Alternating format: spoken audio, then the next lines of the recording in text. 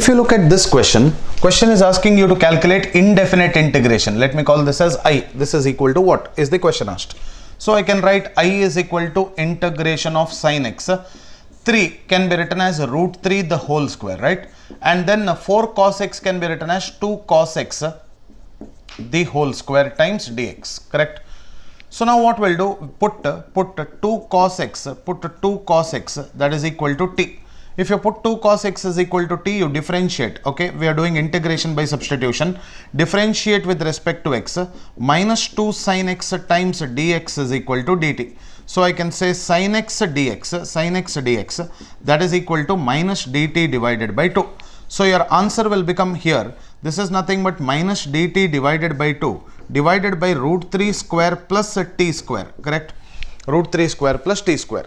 So I can write minus 1 by 2, I'll take out of the integration, integral 1 divided by t square, I'll write like this, t square plus root 3 square times dt.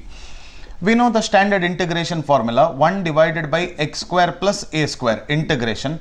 What is this answer that we get? 1 divided by a, tan inverse of 1 divided by a, tan inverse of x divided by a plus c, correct or not? So my answer to this particular question will be I is equal to minus 1 divided by 2 into 1 divided by a, tan inverse of x divided by a plus c. So your answer to the question will be minus 1 divided by 2 root 3. Tan inverse of what is this value of t? What is this value of t is equal to? T is nothing but 2 cos x divided by root 3. 2 cos x divided by root 3 plus c.